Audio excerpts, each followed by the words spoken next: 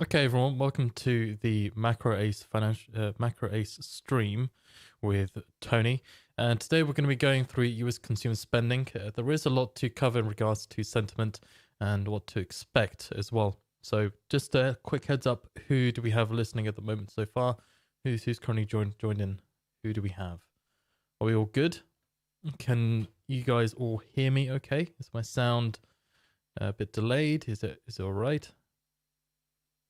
Hopefully it should be crystal clear from what you can hear. Okay, so about 3 minutes to go until we officially start with the prep for US consumer spending.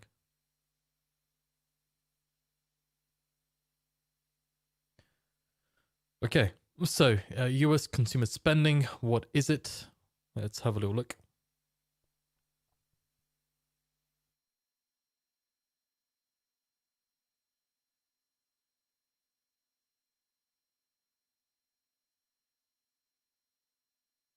So, US consumer spending. What is it? So, it shows how much US consumers are spending on goods and services. And then we have the PCE price index as well that we have measuring inflation, which is the preferred measure for the Federal Reserve. So, a reminder with the consumer spending report, it measures spending on durable goods and non durable goods. So just to bear that in mind. So if we're talking about durable goods, we're talking about products that have at least a lifespan of 3 years or more. And then durable goods, non-durable goods would be your clothing, food, energy usage as well from consumers as well. Then, so going to the difference between CPI and PCE, this is quite key to understand when we're looking at how the Federal Reserve views inflation and then how the government views inflation as well. So the key difference between the PCE price index is that the PCE price index includes prices in rural areas, as well as those paid by organizations that's spent on behalf of households. So if we're talking about organizations or businesses, that could be to do with health insurance services that's those companies provide. And then the other key point to remember with the PCE price index is that it doesn't have a fixed basket of goods that CPI measures. The CPI has a fixed basket of goods that it measures for at least 2 years, whereas the PCE price index, that can change as to what is measured for the report. So, for example, let's say in the CPI report that beef prices is going to be measured for the next 2 years, but then we realize that further into the year that beef prices become extremely expensive, and that could lead to consumers going to, let's say, looking at chicken instead of beef. So what the PCE price index will do is it will, instead of measuring beef, it will look at what consumers are buying more of. So instead it will look at how chicken prices are doing instead of beef. So you get a bit more of a clearer picture as to where inflation is in the US economy. And that is one of the reasons why the Federal Reserve keeps an eye on the PCE price index compared to the CPE price index. Although it does take into note the CPE price index, the PCE price index is its preferred measure of inflation in the US economy. So going on to our next point. So how does it affect the markets? So generally, with a healthy increase in personal incomes and spending, it bodes well for the US dollar, and higher consumer demand encourages more growth and puts upward pressure on interest rates. So this is one of the key things just to be aware of, that if we do get a strong consumer spending report and the Federal Reserve is looking to hike rates to rein in inflation overall and to stop and to try and from reining in inflation to try and bring down or slow down consumer spending growth, then that's one of the key things to be aware of. Then for stocks, higher personal income spending, it's viewed favorably in the stock market because it fuels economic activity and fattens corporate profits. However, on the flip side, one thing we've got to be aware of is that when you see consecutively strong consumer spending, which leads to higher inflation, the stronger consumer spending can be an anthema or it can be negative for the stock market. The reason being, again, it goes back to the Federal Reserve and central banks that if spending is really strong and that is leading to high inflation, then that would lead to the central bank taking action to try and curtail that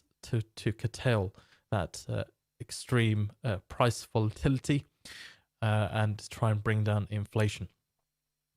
Then for the bond markets, any data that affirms sluggishness in the economy is expected to support higher bond prices and lower yields. So when the economy is not doing well, you have traders that would fly to the safe haven assets, so one of them being US Treasuries, and the more demand that you have for bonds because of uncertainty or that the Federal Reserve is going to hike interest rates, bringing down the potential value of stocks overall, that will lead to bond prices going higher and the yield or the return that the bond traders would have to decrease. Again, we've got to think about supply and demand here with bond prices. Now, in this certain situation, with the economy running quite hot in the Federal Reserve's eyes and inflation being quite strong, if we do get some positive data in regards to consumer spending, what that can mean for bond prices is, again, we could see that yields might increase in this case, as that would support higher interest rates. And so whenever interest rates are raised, that would also mean that the yields on bonds are also raised, and that could bring down the price of bonds in that regard there. Are we all clear so far on what I've just mentioned? Just conscious of what I've said. If anyone has misunderstood or wants me to repeat anything, I can go over it.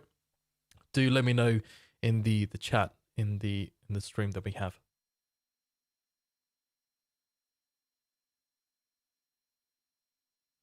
Okay. Logan, only green trades. He got a thumbs up. Cool. Good stuff. All right. So next point then. So the previous report that we received in February, which was measuring January, the month of January. So spending surged above estimates by the most in 10 months. And then with the PC price index, so energy and food led the gain, increasing the price risk as Russia's invasion could destabilize supply in both these categories.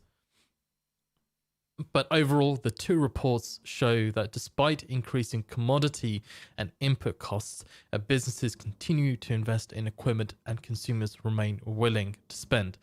There was no noticeable effect of Omicron on consumer spending, and that also reinforces the Fed's picture of the economy with high prices and consumers who seem to be in good shape. So overall, again, consumer spending continues to accelerate at a very strong pace, which plays into the hand of the Federal Reserve hiking interest rates, and meaning that we could potentially see a bigger hike in the upcoming meetings rather than the 25 basis points. We could see 50 basis points. We'll go into that later on in regards to investment bank views and what they see as well for the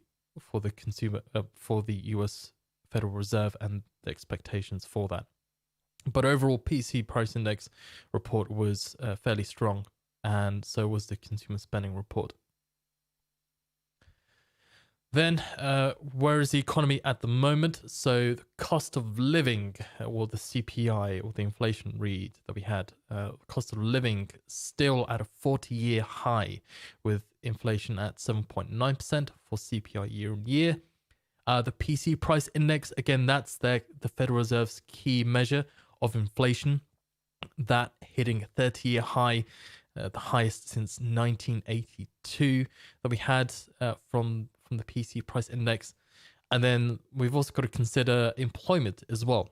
Now, if employment is fairly strong, although if employment is stronger, that can lead to stronger, more spending from consumers, as if they have a job, that leads to an increase in buying of goods and services.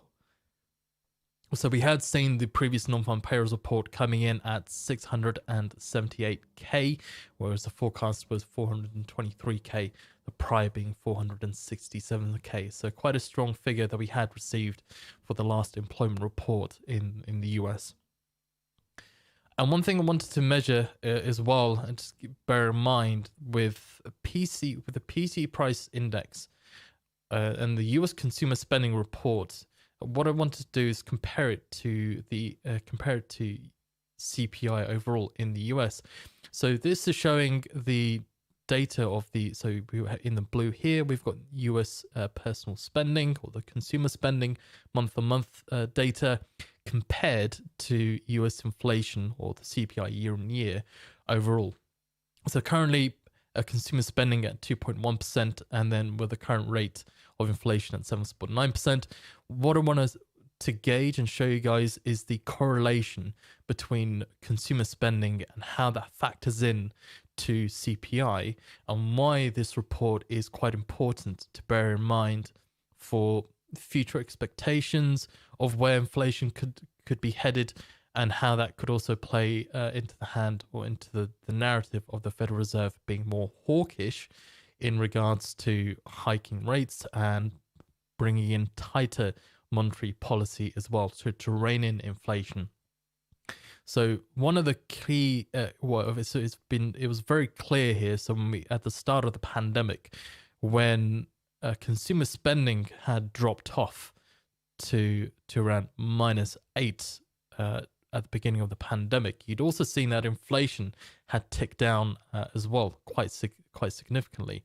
So so we had seen it around 2%, and then it heading to around 0% for the CPI year on year.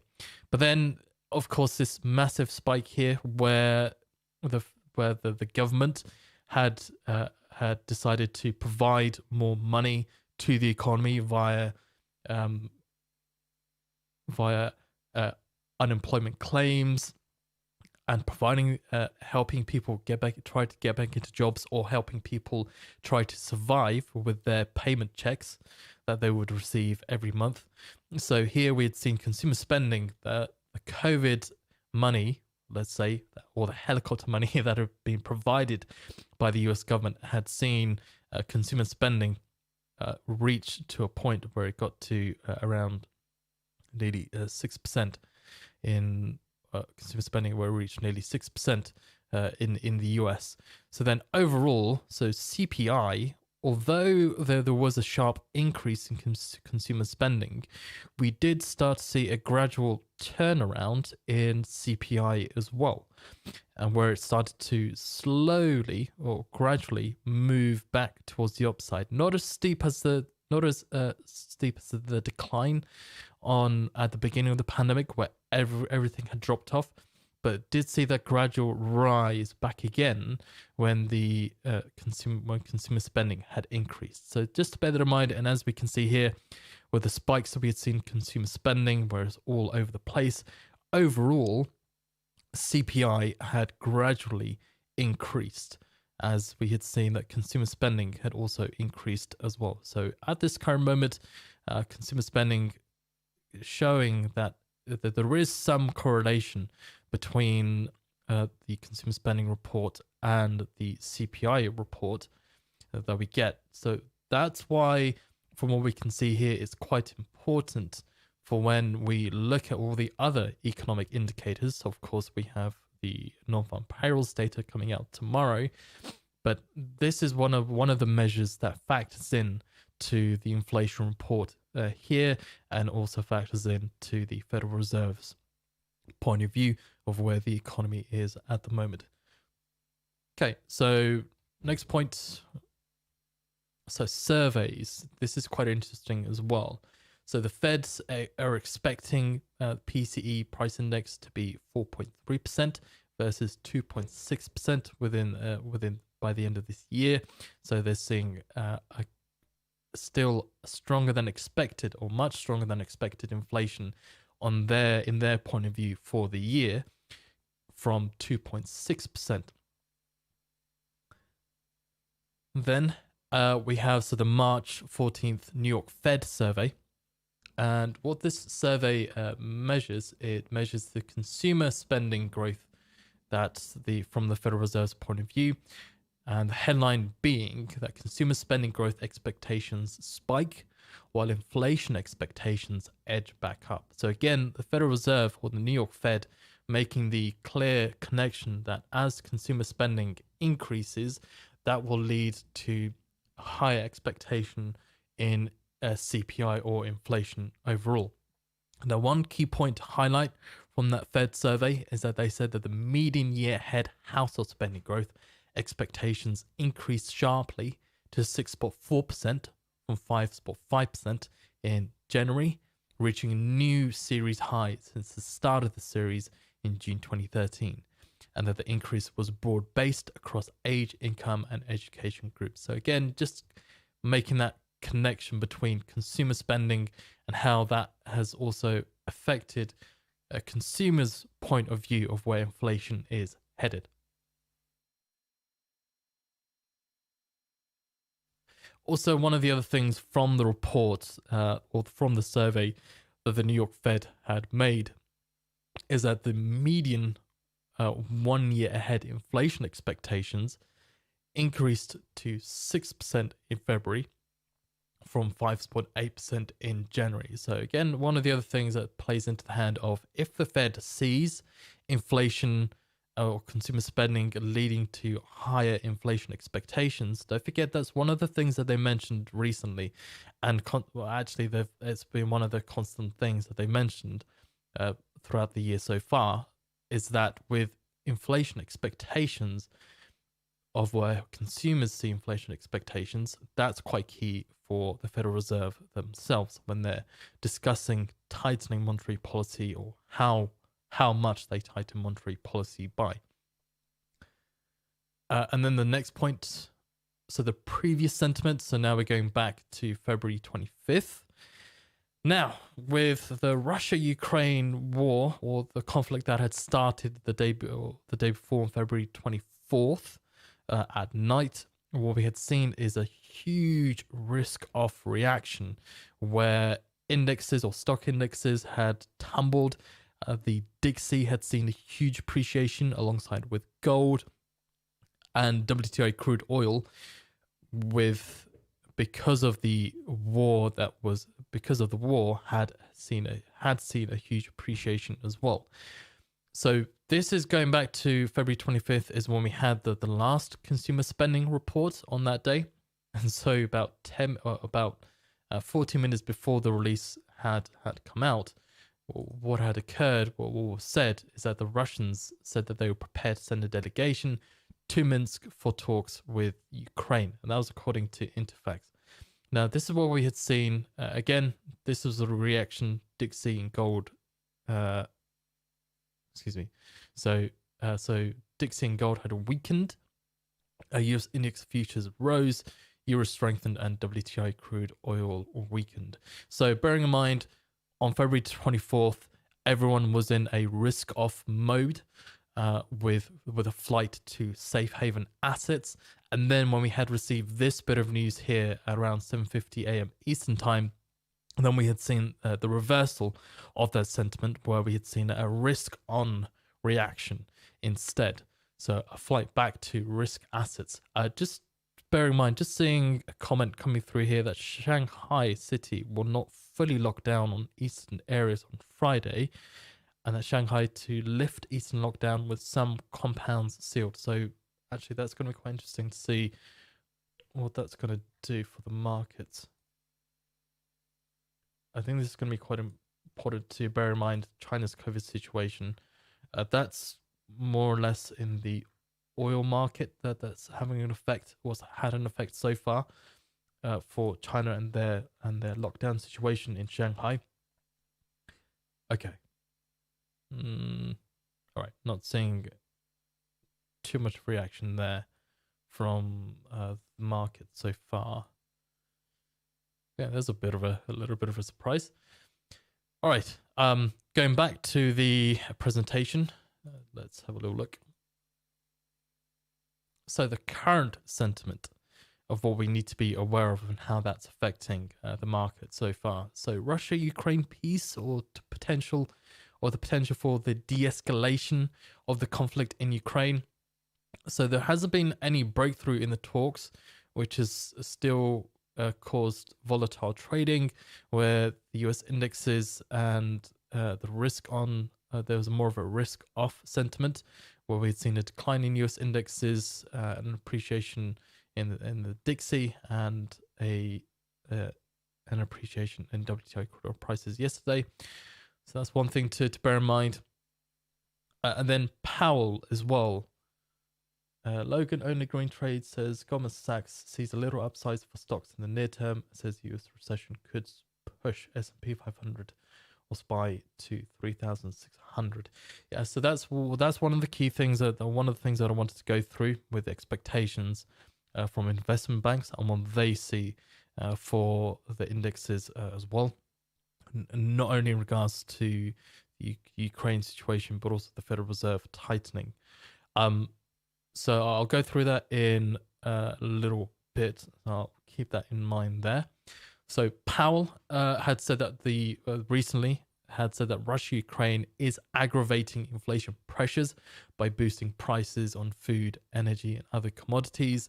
So again, the central bank taking note of the conflict and how that's affected the markets with an increased volatility that we've seen so far, where we've switched from risk on to risk off, more or less nearly on a daily basis, or even within the same day, where we see a risk off reaction and then a risk on reaction.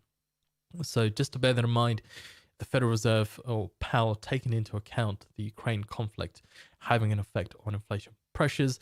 Now, if that's boosting inflation, then that could mean a stronger reaction or stronger tightening from the Federal Reserve. We've got about 10 minutes to the release. The bond market. This is also quite interesting to bear in mind, as you've had Bank of America warning of challenging conditions for the Treasury bond market, and going forward as the Federal Reserve support leaves the market. Adding that the Treasury market liquidity has recently deteriorated with elevated realized volatility. They also add that this volatility stems from an aggressive repricing of Fed expectations and de-risking due to global tensions, geopolitical tensions.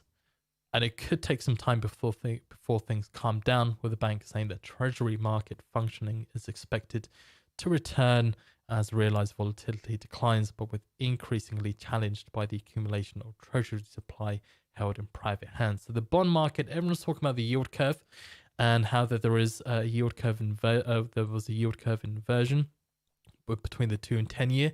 So usually for traders, that's what their main focus is, on the 2 to 10 year. But for the Federal Reserve and economists, their focus is on the short term rates and where they are on the Treasury yield curve. So the 3-month bill compared to the 10 year. If the shorter term rates are seen to be higher than the longer term rates, then that is where it has that. Whereas there's a cause of contention, where there could be more of a recessionary signal or a sign of worse things to come ahead in the future for the US economy. So at the moment, remember there is between the 2 and 10 year. When the last time we had the 2 and 10 year inversion curve, there was about an 18-month difference, or 18-month time difference between when the inversion happened and when we had a recession in the US. Moving on, so Fed 50 basis point hike probability. Remember, the neutral rate that they want to get the interest rate to is 2.4%. So you had Powell being prepared to rein in inflation, or rein inflation in. Barkin, Fed's Barkin, recently said that he's open to 50 basis points, but that depends on where the economy is headed. So consumer spending, the PC price index, and the inflation reports and employment is going to be quite key as to how that will factor in to the Fed's view.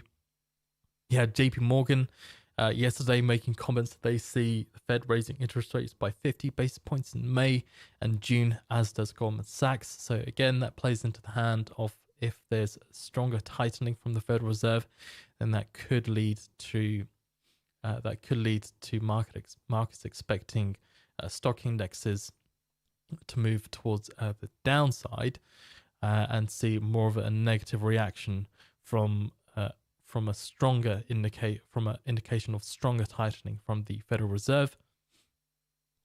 And then market reactions, what we want to keep an eye on. So February 25th, there wasn't a market reaction, as we already had the reaction from the geopolitical news of Russia and Ukraine coming, or Russia looking to have hold talks with Ukraine, or try and get back to the Minsk agreement.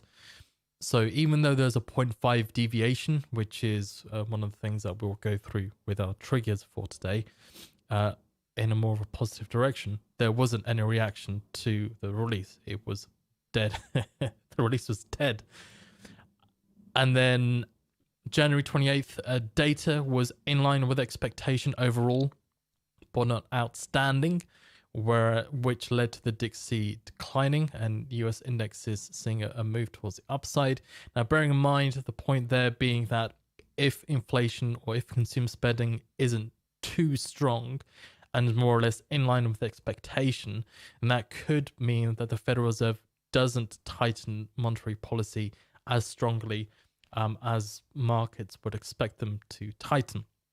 Whereas if we do get strong data, or really strong data, we do get at least 0.5 deviation on the consumer spending headline, or the headline figure, we could see what we could see is that we could see a strengthening of the DXY and a weakening of US indexes.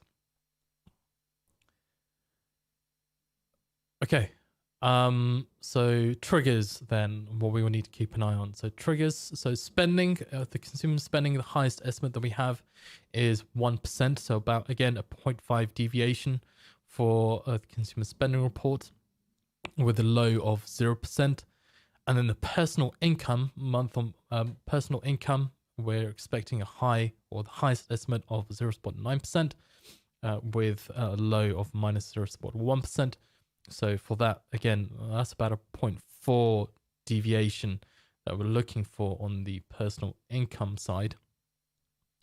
PC price index month on month, the highest estimate we're looking for 0.7%, with a low of 0.5%.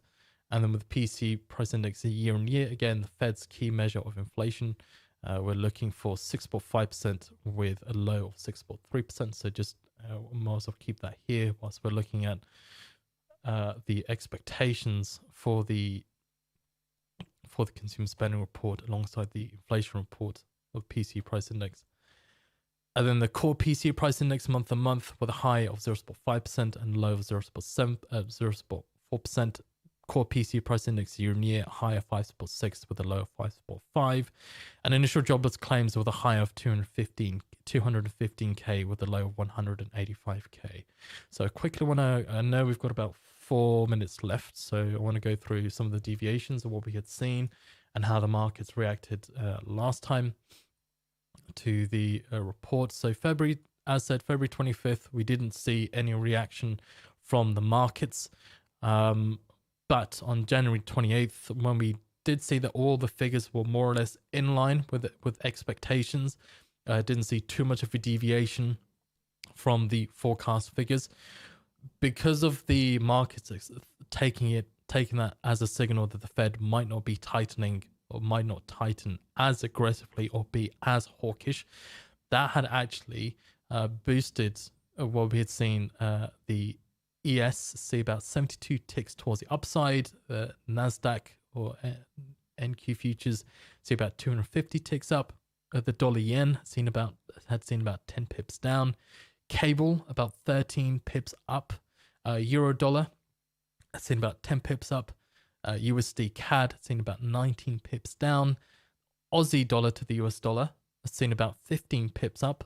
The New Zealand dollar to the US dollar has seen about 12.5 pips up. Gold about 32 ticks up, and the US 2-year bond price about 10 ticks up, and the US 30-year bond price had seen about 7 ticks up. So what we're expecting from what we've seen in the past is if we get data more or less in line with expectations, where we don't get our 0.5 deviation, or at least 0.5 deviation on consumer spending, we could see a similar reaction that we had seen back in January 28th, where we had seen the markets actually we had seen some strengthening from the indexes and strengthening from gold, and then other currencies against the dollar. But if we do get that 0.5 deviation, what we could be expecting is that we could see a stronger reaction from the dollar towards the upside. We could see a potential movement towards the downside on the NASDAQ and gold as well, and also the bond prices as the yields increase. Okay, so we've got about 2 minutes or less than 2 minutes now. Alrighty, that's our dollar yen, that's our gold futures, and that's our S&P 500. Okay, so about 5 seconds ago. Let's bring that slightly back up.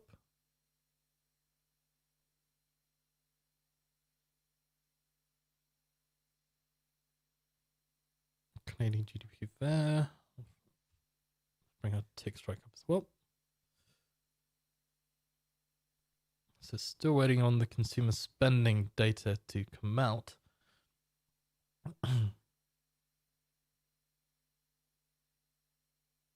Okay.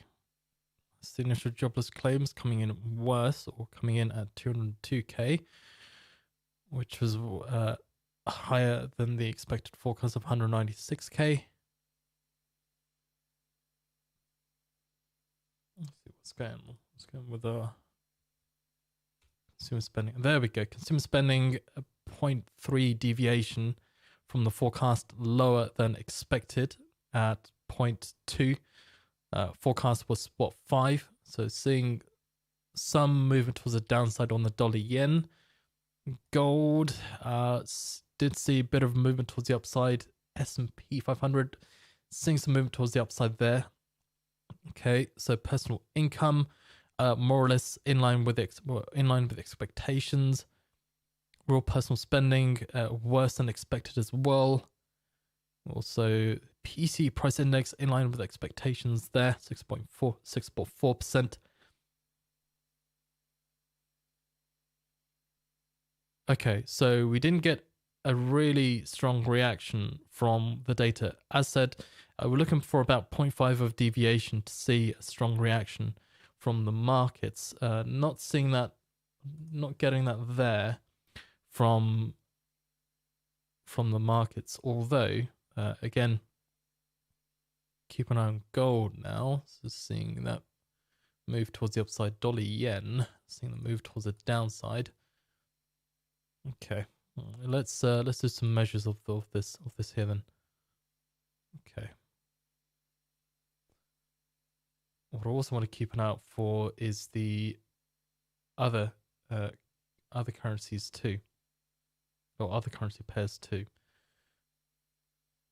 So there's a bit more whipsawing there on the S&P 500 initially, that first candle, as there was with gold. Okay, see how many ticks we got on the dollar yen. There we going from there.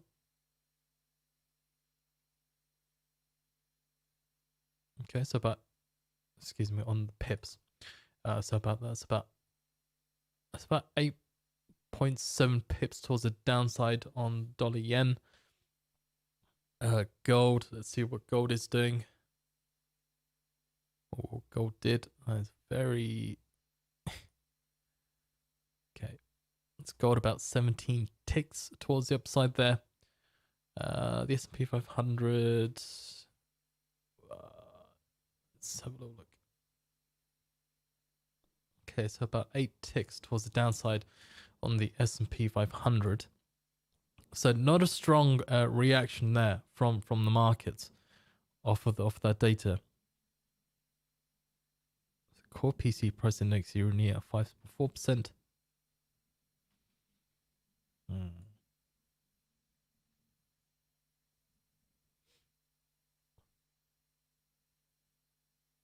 Okay. What else do we have? So if we look at the other currencies too, I think we want to have a look at our more exotic ones. Let's have a look at the AUD/USD. See what that's doing. Okay, similar reaction. Did see some movement towards the downside there on the Aussie dollar. Let's have a look at the Euro USD.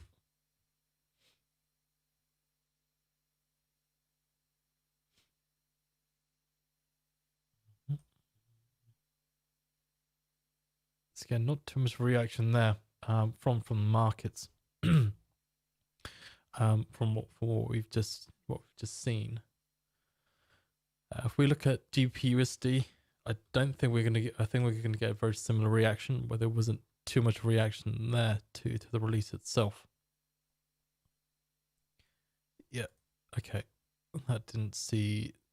I did see slightly stronger reaction though. So we'd seen, if we look at our pips, we measure it. It's about 4 pips towards the upside on cable there. If we compare that to the euro dollar, where are we? There we go. Euro dollar, didn't see too much reaction.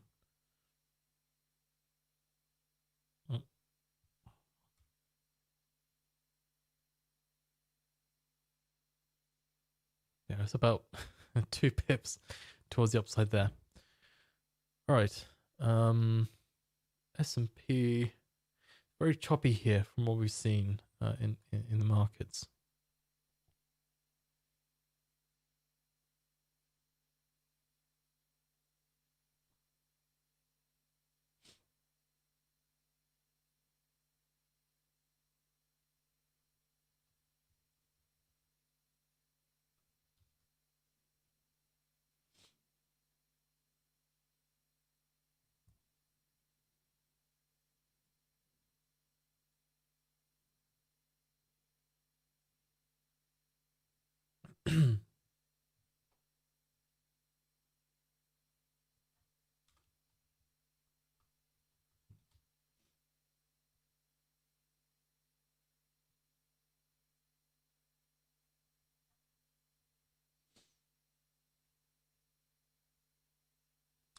Okay.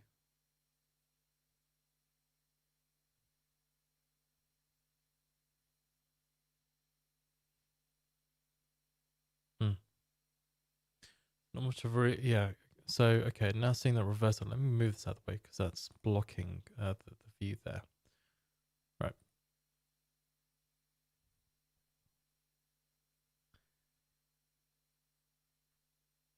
Okay, so the markets again didn't see too much reaction there from the markets. I think now we're continuing where we kind of left off. So the dollar yen now continuing its move towards the downside. Initial jobs claims, as said, was slightly worse than expected.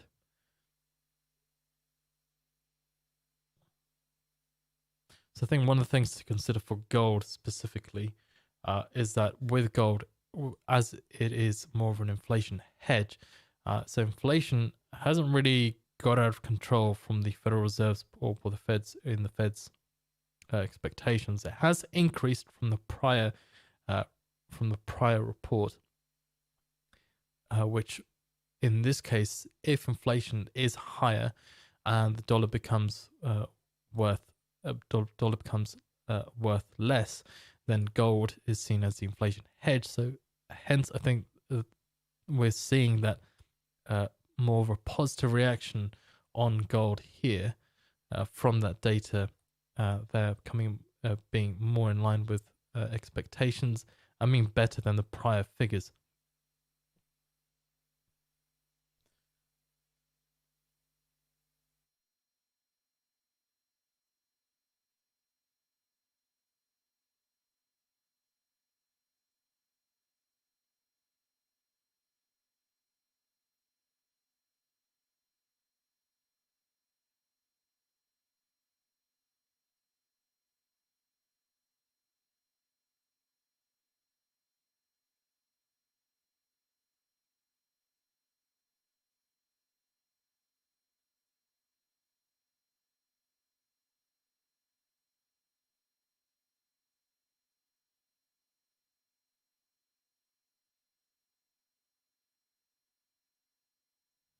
Okay, yeah. So, all right. So from that mixed reaction, and from what we've seen from the report, so going back to Logan and your point, talking about Goldman Sachs saying that there may be a little upside left in stock rally, and where they why they advise investors to put their money in where to put their money. So yeah, so you did have comments from them earlier on today that Goldman Sachs was saying that just one of the things that they're saying that it means no feat for a market that was ready to cruise into COVID-19 bounce, better stay got war, surging inflation, and a Federal Reserve fired up to increase rates. And Goldman Sachs, from what they say, is that they warned that the stock market's best days are over for now. So what they've added, or what they've said, in relation to kind of what we can see here from the way the market's reacting to, is that from what they see, is that while it's perfectly understandable that investors may have missed this latest rally, Oppenheimer made comments saying that they see little upside in the short term as well. So you've got them making similar comments to Goldman Sachs, and the team's end year target is 4,700, just 2% above current levels. So that's what they're looking for in regards at the S&P 500 and their views. And I think Logan, you mentioned that they're looking. Goldman Sachs is looking to the SPY at 3,600. So again, I think the key thing here is that with the Federal Reserve looking to tighten in a stronger fashion with potential 50 basis point hikes, then there is that potential for. I'm not going to say that the rally's ended, but I think from the comments from Goldman Sachs and Oppenheimer have made, with the expectation for stronger rate hikes, that could mean that stock valuations or stock and corporate profits will or could decrease with stronger rates to borrow money to buy the goods that they need to make or provide the services that they need to provide. So just to bear that in mind, I think so from Goldman Sachs and Oppenheimer, that's what they're looking at. So excuse me. So Goldman Sachs is strategist Oppenheimer making those comments there. However, what they do say is that they continue to see this as a flat market environment, so a wider trading range and lower returns than in the post-financial crisis era, and there remains risks of corrections in an environment which equities continue to outperform bonds. Also bearing in mind, in regards to Goldman Sachs economist and their expectations. So they see a 25% to 30% shot at a recession in the US over the next year, which could drive the S&P 500 to 3,600 or drop about 22%. So that's one of the comments that had come through earlier on from Goldman Sachs. So does that mean that could that mean, I think we'll have to look for other economists too and what they see and where they see the economy headed, and what they feel about if there is to be a recession. I think going back to the whole inversion of the yield curve of the 2 to 10 year as being one of the indicators for a recession has played into the hand, or is playing as one of the things that investment banks and market or traders are keeping an eye on, and possibly taking that as a negative sign that the S&P or the stocks rally that we've seen so far might be coming to an end. But what I have said is that the Federal Reserve, I think with Powell, is the way that they measure the yield curve, is that they keep an eye on the shorter term dates. So as I said, the 3-month bill, that's something that they would keep an eye on. Now, if we do get the inversion where the 3-month is higher than the higher yields or higher term yields, then that is more of a concern to the Federal Reserve, and that's what they will look to take into account. So I think with the short-term rates at the moment, we're not getting the recessionary signals with the 3-month compared to higher time frame or higher term yields compared to the 10-year yield. So it could be, from the Federal Reserve's point of view, what they're seeing as that this recession, or quotation marks, this recessionary indicator for the markets may be premature.